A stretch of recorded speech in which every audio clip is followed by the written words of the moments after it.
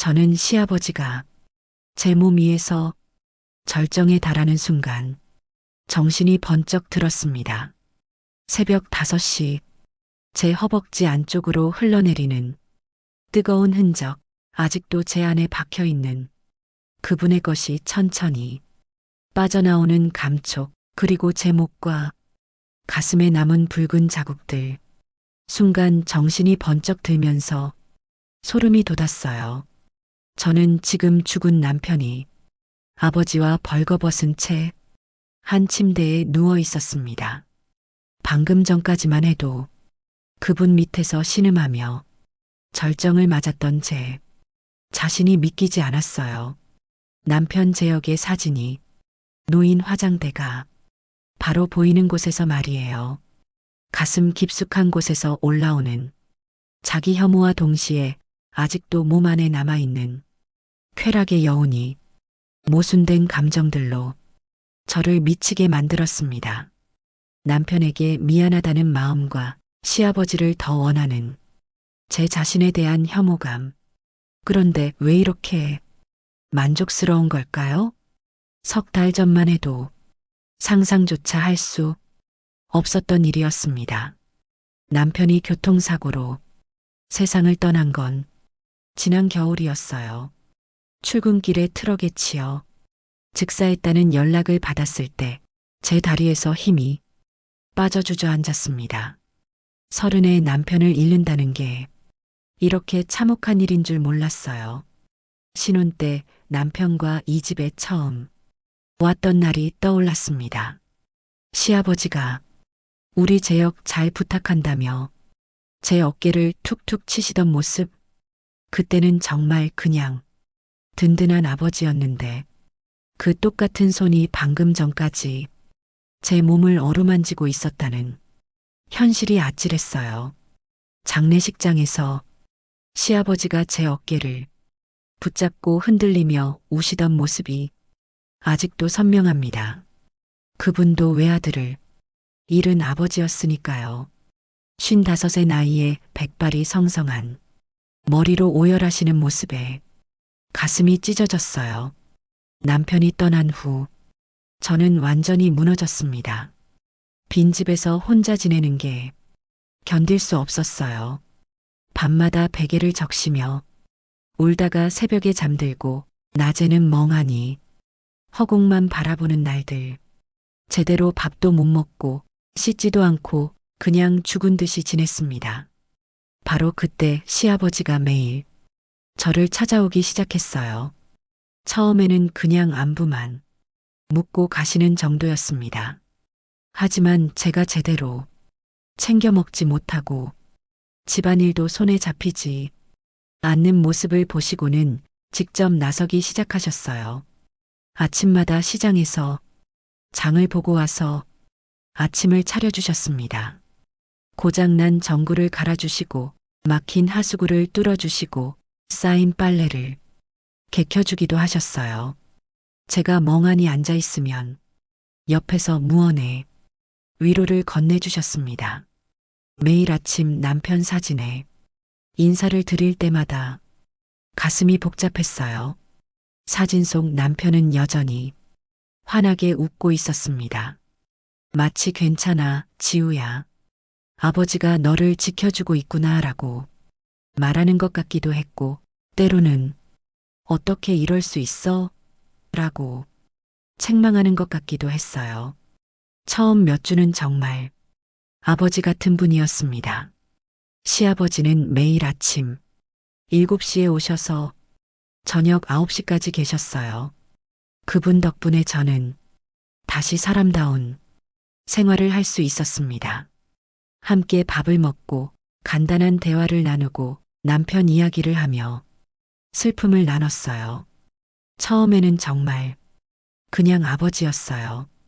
남편 장례식 때 저를 부축해 주시던 그 든든한 어깨, 매일 아침 시장에서 사온 신선한 나물로 국을 끓여주시던 그 친근한 뒷모습, 55의 나이에도 불구하고 여전히 듬직한 어깨와 성실한 모습을 가진 분이셨습니다.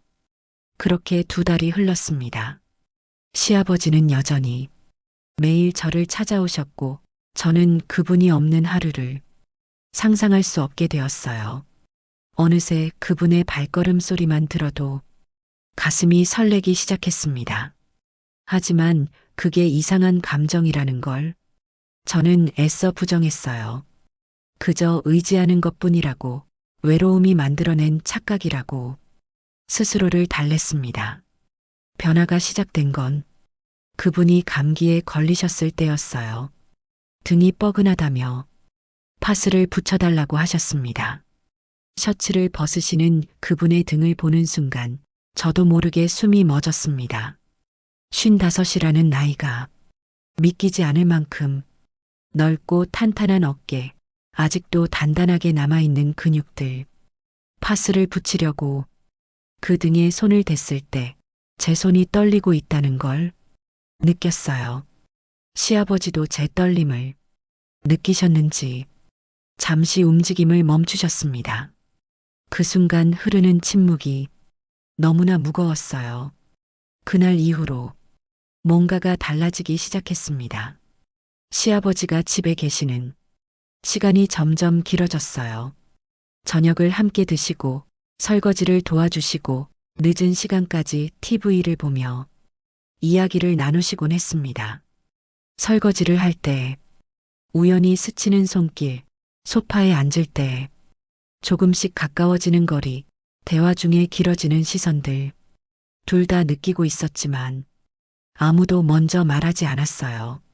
어느 비 오는 저녁이었습니다. 시아버지가 평소보다 늦게 오셨는데 온몸이 비에 흠뻑 젖어 계셨어요. 저는 황급히 수건을 가져와 그분의 머리를 말려드렸습니다. 수건으로 머리를 감싸고 물기를 닦아드리는데 문득 그분이 저를 가만히 바라보고 계신 걸 느꼈어요. 고개를 들어 눈을 마주쳤을 때 그 눈빛은 분명 아버지가 며느리를 보는 눈이 아니었습니다. 저도 모르게 심장이 빠르게 뛰기 시작했어요.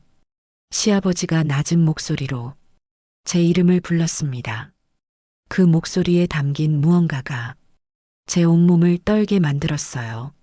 하지만 그분도 저도 더 이상 나아가지 못했습니다. 그저 한참을 그렇게 서로를 바라보기만 했어요. 그날 밤 시아버지는 처음으로 제 곁에 머물렀습니다.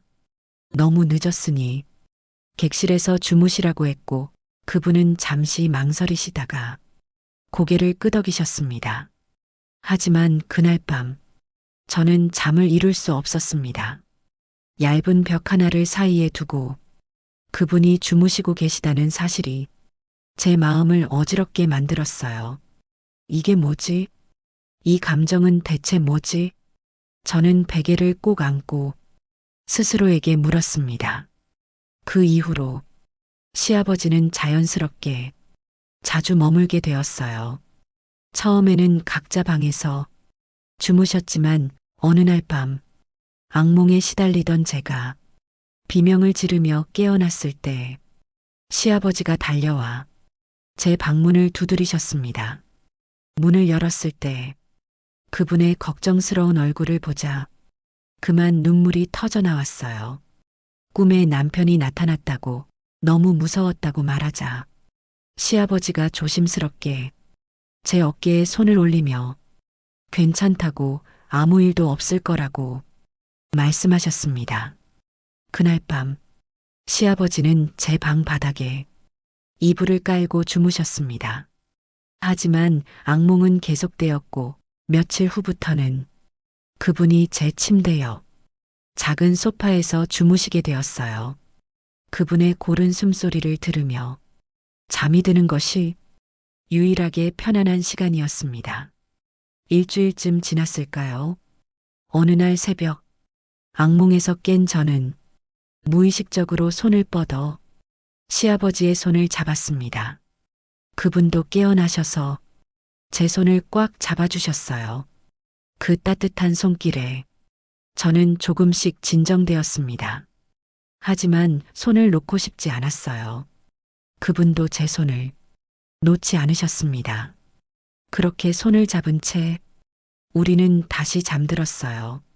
다음 날 아침, 눈을 떴을 때 저희는 여전히 손을 잡고 있었습니다. 서로의 눈을 마주쳤을 때 뭐라 말할 수 없는 감정이 흘렀어요.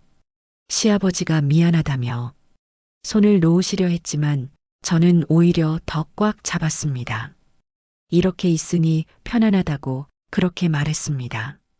그날 이후 시아버지는 소파가 아닌 침대에서 함께 주무시게 되었습니다. 물론 충분한 거리를 두고 각자의 이불을 덮고 그저 한 공간에 있을 뿐이었지만 그것만으로도 저는 평온함을 느꼈어요. 밤마다 느껴지는 그분의 존재, 규칙적인 숨소리, 가끔 뒤척이는 소리, 모든 것이 저를 안심시켰습니다. 하지만 동시에 마음 한구석에서는 다른 감정이 자라나고 있었어요. 이것이 정말 그저 위로일 뿐일까? 단순히 외로움 때문에 의지하는 것일까? 아니면 저는 그 생각을 더 이상 이어가지 않으려 했습니다. 석 달이 지났습니다. 시아버지와 저는 이제 완전히 일상을 함께하는 사이가 되어 있었어요. 아침에 함께 일어나 아침 식사를 준비하고 함께 장을 보러 가고 저녁에는 함께 TV를 보며 밤을 보냈습니다. 그리고 밤이 되면 같은 침대에서 각자의 이불을 덮고 잠이 들었어요. 손은 항상 닿아 있었지만 그 이상은 아니었습니다.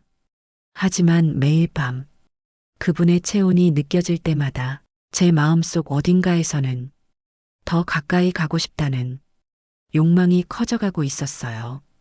그것이 옳은지 그른지 남편에게 미안한 일인지 저는 알 수 없었습니다. 다만 한 가지는 확실했어요. 이제 시아버지 없는 제 삶은 상상할 수 없다는 것. 그리고 그분을 바라보는 제 시선이 단순한 가족애가 아니라는 것.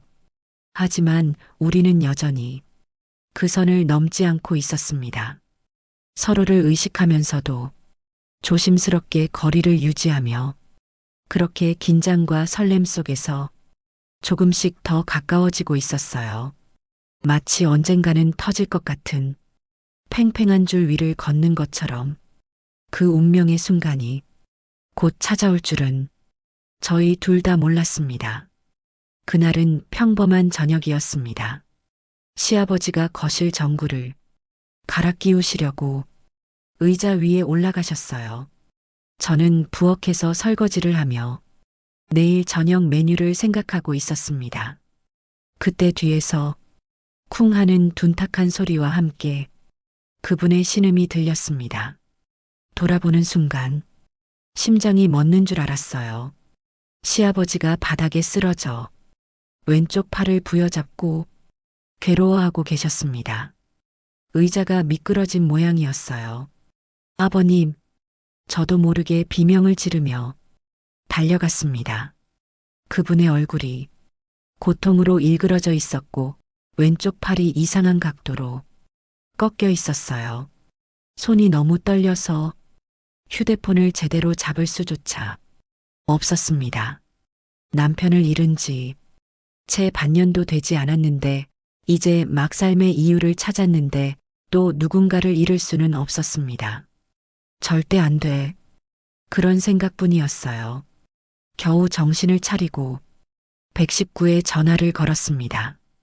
구급차가 올 때까지 저는 시아버지의 손을 꽉 잡고 있었어요. 괜찮을 거라고, 제가 여기 있다고 계속 속삭였지만 제 목소리는 떨리고 있었습니다. 그분이 제 손을 힘껏 쥐어주셨을 때 비로소 조금 안심이 되었어요. 살아계시다는 것, 의식이 있다는 것, 그것만으로 감사했습니다. 응급실은 너무 차가웠습니다. 엑스레이를 찍고 의사의 진찰을 받는 동안 저는 대기실에서 초조하게 기다렸어요. 손을 꼭 쥐고 눈을 감고 신께 빌었습니다. 제발 아무 일도 없게 해주세요. 더 이상 사랑하는 사람을 잃고 싶지 않아요. 얼마나 시간이 흘렀을까요? 의사 선생님이 나오셨을 때 저는 벌떡 일어났습니다. 왼쪽 팔 골절이라고 했습니다. 다행히 뼈가 크게 어긋나지 않아서 수술은 필요 없고 깁스만 하면 된다고 4주에서 6주 정도면 완전히 회복될 거라고.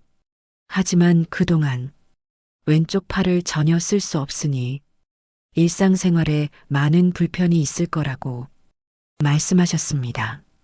특히 씻는 것, 옷 입는 것 같은 기본적인 일들에 도움이 필요하다고 저는 즉시 대답했습니다. 제가 돌보겠다고, 저희가 같은 집에 살고 있다고. 의사 선생님은 고개를 끄덕이며 처방전과 주의사항을 알려주셨어요. 집으로 돌아오는 택시 안에서 저는 깁스를 한 시아버지의 오른손을 꽉 잡고 있었습니다. 그분도 제 손을 놓지 않으셨어요. 그 손의 온기가 제게 말해주고 있었습니다. 괜찮다고, 함께 있다고, 두렵지 않다고. 집에 도착해서 시아버지를 침대에 조심스럽게 눕혀드렸습니다. 진통제를 드시고 나서 그분은 피곤한 듯 눈을 감으셨어요. 저는 침대 옆 의자에 앉아 한참을 그분을 바라보았습니다. 그제야 깨달았어요. 이 사람이 제게 얼마나 소중한 존재가 되었는지를. 단순한 시아버지도 단순한 위로도 아닌 제가 진심으로 사랑하는 사람이라는 걸. 눈물이 흘러내렸습니다. 남편을 잃었을 때와는 다른 감정이었어요. 이건 슬픔이 아니라 두려움이었습니다. 이 사람마저 잃을까봐 무서웠던 거예요. 제가 흐느끼는 소리에 시아버지가 눈을 뜨셨습니다. 그리고 오른손을 뻗어 제 뺨에 눈물을 닦아주셨어요. 말은 없었지만 그 손길이 모든 걸 말해주고 있었습니다. 다음 날 아침부터 본격적인 간병이 시작되었습니다. 한 팔을 쓸 수 없게 되면서 정말 많은 것들이 불편해졌어요. 식사를 할 때 음식을 잘라드려야 했고, 옷을 입고 벗는 것도 도와드려야 했습니다. 시아버지는 처음에 많이 불편해 하셨어요. 특히 제가 셔츠 단추를 채워드리거나 바지를 입혀드릴 때 얼굴이 붉어지시곤 했습니다. 하지만 저는 전혀 불편하지 않았어요. 오히려 이렇게라도 그분을 가까이에서 돌볼 수 있다는 게 감사했습니다. 그분의 몸에 손이 닿을 때마다 심장이 빠르게 뛰었지만 그것도 나쁘지 않았어요. 이틀이 지났을 때 시아버지가 조심스럽게 말씀하셨습니다. 샤워를 해야 하는데 혼자서는 도저히 할 수 없을 것 같다고. 제가 도와드리겠다고 하자 그분의 얼굴이 더욱 붉어졌습니다. 민망하다고, 미안하다고 말씀하셨지만 저는 아무렇지 않은 척 욕실로 향했어요. 하지만 속으로는 제 심장 소리가 욕실 전체에 울려 퍼질까봐 걱정될 정도로 요란하게 뛰고 있었습니다. 욕실 안은 김이 가득했습니다. 저는 떨리는 손으로 시아버지의 셔츠 단추를 하나씩 풀기 시작했어요. 첫 번째 단추, 두 번째 단추, 세 번째 단추. 셔츠가 벗겨지며 그분의 가슴이 드러났습니다. 넓은 어깨, 단단한 가슴, 그리고 그 아래로 이어지는 탄탄한 복부. 숨을 고르려 애썼지만 쉽지 않았어요. 바지를 벗길 때는 더 심했습니다. 손이 너무 떨려서 벨트 버클을 푸는 데만 한참이 걸렸어요. 그리고 마지막으로 속옷까지. 그 순간 제 눈앞에 시아버지의 벌거벗은 몸이 완전히 드러났습니다. 55이라는 나이가 믿기지 않을 정도로 아름다운 몸이었어요. 하지만 무엇보다 제 시선을 사로잡은 건 그분의 물건이었습니다. 이미 반쯤 깨어난 상태로 남편의 것보다 훨씬 크고 당당했어요. 순간 숨이 멎었습니다. 목이 바짝 말랐고 배 아래쪽이 뜨겁게 달아올랐습니다. 시아버지도 제 시선을 느끼셨는지 얼굴이 더욱 붉어지셨어요. 미안하다고 제가 있으니 그런 거라고 작은 목소리로 말씀하셨습니다. 저는 고개를 저으며 샤워기를 틀었습니다. 자연스러운 반응이라고 신경 쓰지 말라고 말했지만 제 목소리도 떨리고 있었어요. 수건에 비누칠을 하고 그분의 몸을 닦아드리기 시작했습니다. 어깨, 등, 가슴 천천히 아래로 내려갔어요. 손이 닿을 때마다 시아버지의 몸이 미세하게 떨렸습니다. 그분의 물건은 점점 더 단단해지고 있었어요. 완전히 깨어난 상태가 되자 정말 압도적이었습니다. 저는 그 부위를 피해 다리를 씻겨드렸지만 머릿속은 온통 그 모습으로 가득했어요. 샤워를 마치고 타월로 물기를 닦아드리는 동안에도 그분의 남성은 여전히 굳건하게 서 있었습니다. 그날 밤 저는 잠을 이룰 수 없었습니다. 눈을 감으면 시아버지의 벌거벗은 모습이 떠올랐고 특히 그분의 남성이 제 머릿속을 떠나지 않았어요. 제 몸도 이상했습니다. 다리 사이가 축축했고 심장은 계속 빠르게 뛰었고 온몸이 화끈거렸어요. 다음 날도 그 다음 날도 샤워를 도와드려야 했습니다. 두 번째 샤워 때는 더 빨리 반응하셨어요. 제가 옷을 벗겨드리기 시작하자마자 이미 단단해지기 시작했고 속옷을 벗겼을 때는 완전히 깨어난 상태였습니다. 시아버지는 더욱 민망해 하셨지만 저 역시 점점 더 의식하지 않을 수 없었어요. 그분의 몸을 씻겨드리는 동안 제 손이 자꾸만 그쪽으로 향하고 싶어졌습니다. 세 번째 샤워 때는 더 심했어요. 그분의 단단한 것이 제 눈높이에서 우뚝 서 있는 모습을 보며 저는 심장이 터질 것 같았습니다. 시아버지가 괴로워하는 표정을 짓는 게 보였어요. 한 팔을 쓸 수 없으니 스스로 해소할 수도 없는 상태였고 며칠째 그런 상태가 계속되고 있었던 거예요. 그 고통스러운 표정을 보자 제 가슴이 저려왔습니다. 네 번째 샤워 때 저는 더 이상 참을 수 없었습니다. 평소처럼 몸을 씻겨드리다가 문득 멈췄습니다.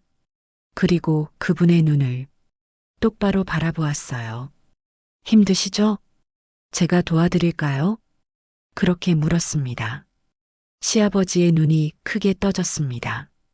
안 된다고, 그러면 안 된다고 말씀하셨지만 그 목소리에는 확신이 없었어요. 저는 천천히 손을 뻗었습니다.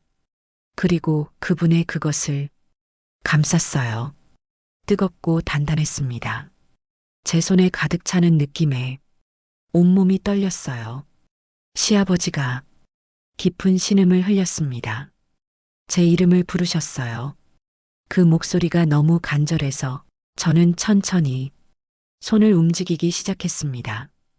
위아래로 리듬을 타며 때로는 꼭 쥐었다가 때로는 부드럽게 시아버지의 신음소리가 점점 거칠어졌어요. 그분의 오른손이 제 머리카락을 쓰다듬었습니다. 미안하다고, 정말 미안하다고 말씀하셨지만 멈출 수가 없다고 저는 고개를 저으며 더 빠르게 손을 움직였어요. 괜찮다고 제가 원해서 하는 거라고 말했습니다. 몇 분 후 시아버지가 낮게 신음하며 절정에 달했습니다. 뜨거운 액체가 제 손과 팔을 적셨어요. 그 순간 저는 제 안에서 뭔가가 무너지는 걸 느꼈습니다. 마지막 선이 완전히 사라져버린 거예요. 샤워를 마치고 침실로 돌아왔을 때 우리는 서로를 바라보았습니다. 말은 필요 없었어요. 시아버지가 오른손으로 제 얼굴을 감싸 안았습니다. 그리고 입을 맞췄어요. 이전에 상상했던 것과는 완전히 다른 훨씬 더 깊고 절실한 입맞춤이었습니다. 저는 그분의 셔츠, 단추를 풀기 시작했고 그분도 오른손으로 제 옷을 벗기기 시작했어요. 서툴고 조급했지만 그게 더 절실하게 느껴졌습니다. 곧 우리는 둘 다 벌거벗은 채 침대 위에 누워 있었어요. 시아버지는 한 팔밖에 쓸 수 없었지만 그 한 손으로도 제 몸 전체를 불태울 수 있었습니다. 그분의 손이 제 가슴을 쓰다듬고 배를 지나 더 아래로 내려갔을 때 저는 작은 비명을 질렀어요. 시아버지가 낮게 속삭였습니다. 이미 이렇게 젖어 있다고 나도 원했던 거라고. 저는 고개를 끄덕이며 그분의 목에 입맞춤을 퍼부었습니다. 네, 원했어요. 너무 오래 참았어요. 그렇게 고백했습니다. 시아버지가 제 위로 올라왔습니다. 왼팔에 깁스가 되어 있어서 조심스러웠지만 그 눈빛만큼은 맹렬하게 타오르고 있었어요. 이제 되돌릴 수 없다고 정말 괜찮겠냐고 물으셨습니다. 저는 그분의 얼굴을 두 손으로 감싸 안으며 대답했어요. 사랑한다고. 이제 더 이상 시아버지가 아니라 제가 사랑하는 남자라고. 그 말과 동시에 시아버지가 천천히 제 안으로 들어왔습니다. 아, 남편보다 훨씬 크고 두꺼운 것이 제 안을 채워나갔어요. 약간 아팠지만 동시에 너무나 황홀했습니다. 완전히 들어왔을 때 시아버지가 잠시 멈추고 제 눈을 바라보았어요. 나도 사랑한다고, 너무 오래 참았다고, 이제 더 이상 참지 않겠다고 말씀하셨습니다. 그리고 움직이기 시작했어요. 천천히 깊게 제 안 깊숙이 들어왔다가 거의 빠져나갈 듯 하다가 다시 깊숙이 들어오는 그 움직임. 저는 그분의 어깨를 붙잡고 신음을 터뜨렸습니다. 좋다고, 더 깊이 해달라고 간청했어요. 시아버지의 움직임이 점점 빨라지고 거칠어졌습니다. 한 팔밖에 쓸 수 없는 상태였지만 그럼에도 불구하고 남편이 해주던 것보다 훨씬 강렬했어요. 제 몸이 점점 긴장되기 시작했고 배 아래쪽에서 뜨거운 무언가가 폭발할 것처럼 차올랐습니다. 이제 곧 절정에 이를 것 같다고 말하자 시아버지도 느끼셨는지 더욱 빠르게 움직이며 속삭였어요. 나도 그렇다고, 같이 가자고. 그리고 우리는 거의 동시에 절정에 달했습니다. 제 몸이 경련하며 시아버지의 남성을 조였고 그분은 제 안 깊숙이 뜨거운 증거를 남겼어요. 그 순간 저는 이전에 느껴본 적 없는 황홀감에 휩싸였습니다. 남편과 함께할 때는 한 번도 느껴본 적 없는 완벽한 만족감이었어요. 시아버지가 제 곁에 누우며 오른팔로 저를 껴안았습니다. 우리는 한참 동안 아무 말 없이 서로를 안고 있었어요. 그때 문득 화장대 위에 남편 사진이 눈에 들어왔습니다. 하지만 이상하게도 죄책감보다는 평온함이 느껴졌어요.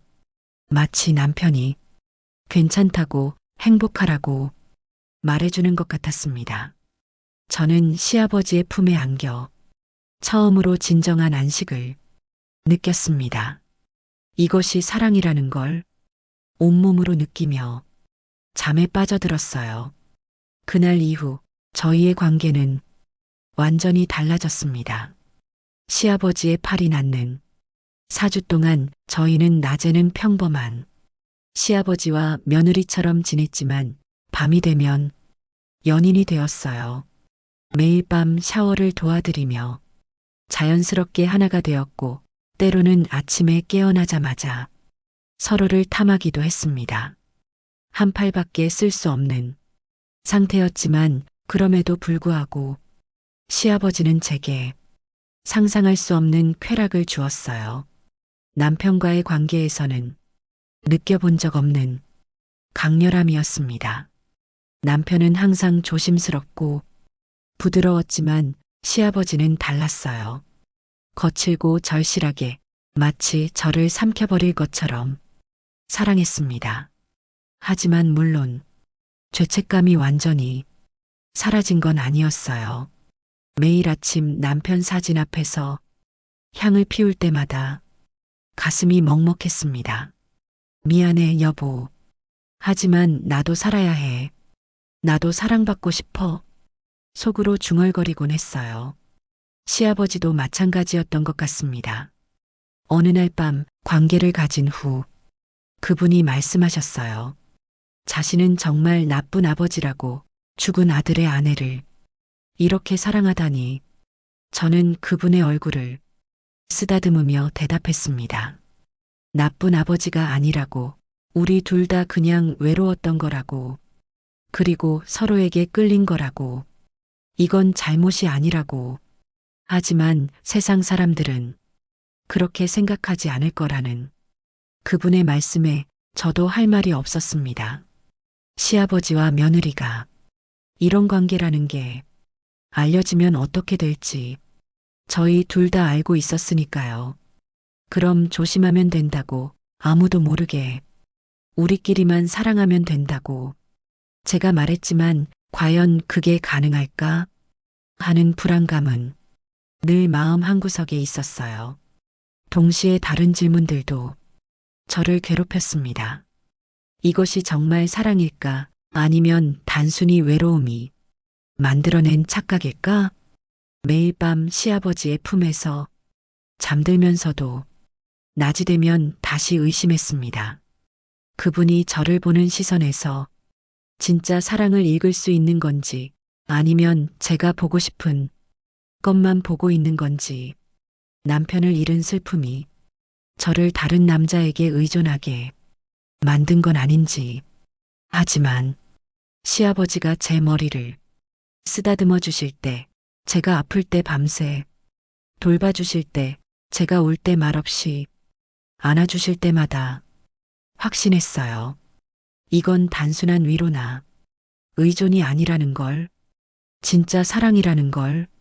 그러면서도 죄책감은 사라지지 않았습니다. 특히 남편의 사진을 볼 때마다 가슴이 찢어졌어요. 미안해, 여보. 하지만 나도 살아야 해. 이런 말을 속으로 중얼거리면서도 과연 남편이 이해해 줄지 확신할 수 없었습니다. 가장 괴로웠던 건 이 관계의 미래였어요. 과연 저희가 끝까지 함께 할 수 있을까? 세상의 시선을 견뎌낼 수 있을까? 아니면 언젠가는 이 모든 게 꿈이었다는 듯이 끝나버릴까? 그런 불안감이 밤마다 저를 괴롭혔습니다. 그 이후로 저는 혼자 있을 때마다 그날 밤을 떠올렸습니다. 거울 앞에서 제 몸에 남은 그분의 흔적들을 바라보며 남편에게는 미안하다고 속삭이면서도 다시 그 감정을 느끼고 싶어 했어요. 시아버지가 외출하신 낮 시간, 저는 침대에 누워 그분의 손길을 상상하며 스스로를 달래곤 했습니다. 그런 제 모습이 부끄러웠지만 동시에 제 안에서 자라나는 욕망을 부정할 수 없었어요. 6주가 지나 시아버지의 깁스를 풀 날이 왔습니다. 병원에서 깁스를 제거하고 집으로 돌아오는 길, 우리는 동네 슈퍼에 장을 보러 들렀어요. 거기서 이웃 아주머니 몇 분과 마주쳤습니다. 깁스를 푸셨다며 많이 좋아지셨냐고 물으셨어요. 시아버지가 다 나았다고 대답하시자 아주머니가 저를 보며 말씀하셨습니다. 며느리가 정말 잘 돌봐드렸다고. 요즘 매일 집에 계시던데 간병 정말 힘드셨을 거라고. 저는 최대한 자연스럽게 괜찮았다고, 당연히 해야 할 일이었다고 대답했지만 왠지 아주머니의 시선이 예전과 다른 것 같았어요. 집으로 돌아오는 길 시아버지가 말씀하셨습니다.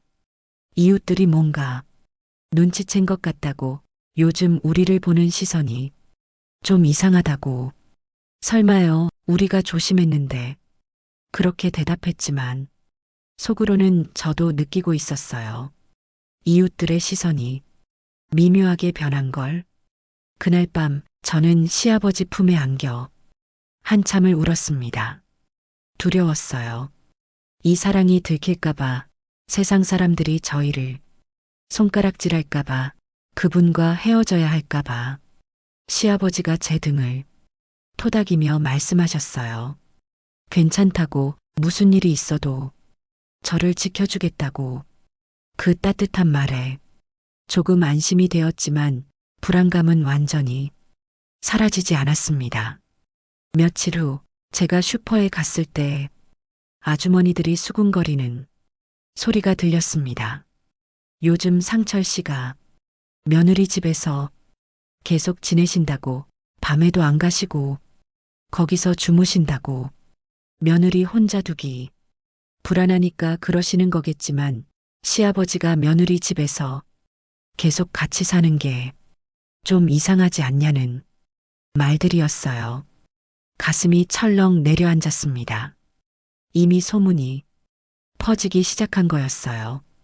집에 돌아와 시아버지에게 말했습니다. 사람들이 수군거린다고, 우리가 같이 산다는 게 이상하다고. 시아버지의 얼굴이 어두워졌습니다. 자신이 떠나야 하나고, 제가 손가락질 받는 건 원치 않는다고 말씀하셨어요. 싫다고, 가지 말라고. 저는 그분의 손을 꽉 잡았습니다. 혼자서는 못 산다고, 시아버지 없으면 살 수 없다고. 하지만 그분은 고개를 저으며 말씀하셨어요. 이건 정상적인 관계가 아니라고. 세상이 우리를 이해해 줄 리 없다고. 그럼 이해시키면 된다고. 우리가 서로 사랑한다는 걸 보여주면 된다고. 저는 말했습니다. 그날 밤 우리는 오래 이야기를 나눴어요. 숨을 것인가, 아니면 당당할 것인가. 결국 우리는 더 이상 숨지 않기로 했습니다. 물론 노골적으로 애정 표현을 하지는 않지만 함께 장을 보러 다니고 산책을 하며 자연스럽게 지내기로. 처음 며칠은 정말 힘들었습니다. 사람들의 시선이 따가웠어요. 뒤에서 수군거리는 소리, 노골적으로 쳐다보는 시선들. 길을 걸을 때마다 사람들이 대화를 멈추고 저희를 바라보았고, 장을 보러 가면 아주머니들이 험담을 하는 게 들렸습니다. 어떤 사람은 노골적으로 혀를 차기도 했어요. 그럴 때마다 시아버지가 제 손을 꽉 잡아주셨습니다. 당당하게 걸으며 사람들의 시선을 신경 쓰지 말라고 눈빛으로 말해주셨어요. 하지만 시간이 지나면서 조금씩 변화가 생겼습니다. 어느 날 시아버지가 감기에 걸렸을 때 저는 새벽부터 병원에 모시고 가서 하루 종일 간호했어요. 그 모습을 본 이웃 아주머니가 말씀하셨습니다.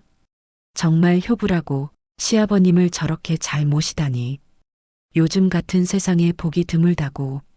또 다른 날에는 시아버지가 제가 들기 힘든 무거운 짐을 들어주시는 모습을 보고, 며느리 혼자 두기 불안하시겠다며 잘 챙겨주시는 거 보니 참 든든한 시아버지라고 말하는 아저씨도 있었어요.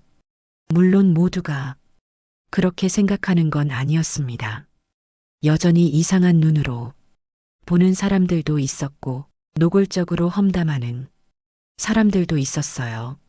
하지만 시아버지가 항상 말씀하셨습니다. 우리가 서로 사랑하는 게 중요한 거지, 다른 사람들 생각은 신경 쓰지 말라고. 그 말이 저에게 큰 힘이 되었어요. 6개월이 지난 지금 동네 사람들은 대부분 저희를 받아들였습니다. 완전히 이해한다기보다는 둘 다 외로우니까 의지하는 거겠지 정도로 생각하시는 것 같아요. 저희가 실제로 연인 관계라는 건 모르실 테니까요. 하지만 그걸로 충분할까요? 이제 저희는 당당하게 함께 살고 있지만 여전히 밤마다 같은 질문이 떠오릅니다. 이 사랑이 과연 언제까지 지속될 수 있을까? 세상은 정말 우리를 받아들일 수 있을까? 매일 아침 남편 사진 앞에서 향을 피우며 저는 여전히 혼란스럽습니다. 행복하면서도 죄스럽고 확신하면서도 두렵고 당당하면서도 불안해요. 사진 속 남편은 여전히 환하게 웃고 있습니다. 용서하는 걸까요? 아니면 제가 그렇게 믿고 싶은 걸까요? 어제 저녁 시아버지와 함께 식사를 하다가 문득 물었습니다. 우리가 잘하고 있는 걸까요? 시아버지는 한참 동안 대답하지 않으셨어요. 그리고 천천히 제 손을 잡으며 말씀하셨습니다. 잘 모르겠다고 하지만 지금 이 순간만큼은 행복하다고. 그게 전부일까요? 지금 이 순간의 행복이 모든 걸 정당화할 수 있을까요? 저는 아직도 확신할 수 없습니다. 오늘도 저는 시아버지의 손을 잡고 동네를 걷습니다. 여전히 수군거리는 시선, 때로는 따뜻한 시선, 때로는 차가운 시선, 모든 것이 뒤섞여 있습니다. 제 손을 꽉 잡고 있는 이 따뜻한 손이 영원할 수 있을까요? 아니면 언젠가는 이 손을 놓아야 할 날이 올까요? 앞으로 어떤 일들이 우리를 기다리고 있을까요? 더 큰 시련이? 아니면 평온한 일상이?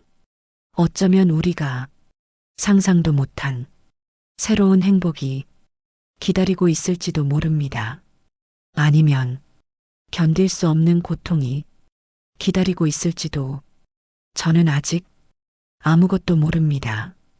다만 한 가지는 확실해요. 지금 이 순간 이 손을 잡고 있는 이 순간만큼은 저는 살아있다는 걸 느낍니다. 그리고 그것만으로도 오늘 하루는 의미가 있습니다. 내일은 어떨지 몰라도 저희의 이야기는 아직 끝나지 않았습니다. 아니, 어쩌면 이제 막 시작인지도 모릅니다. 어떤 결말이 우리를 기다리고 있을까요? 그건 아무도 모릅니다. 저도 시아버지도 세상 그 누구도. 다만 저희는 오늘도 이 길을 걷고 있습니다. 어디로 향하는지도 모른 채. 하지만 함께라는 것만은 확실합니다. 그것이 축복일까요? 아니면 저주일까요? 그 답은 아마도 훗날 알게 되겠죠. 오늘 저녁에도 저는 시아버지 품에서 잠들 것입니다. 내일도, 모레도, 언제까지? 그건 저도 모릅니다. 다만 지금 이 순간만큼은 사랑합니다. 그리고 그것만으로 충분할까요? 그 질문에 대한 답은 아직 찾지 못했습니다.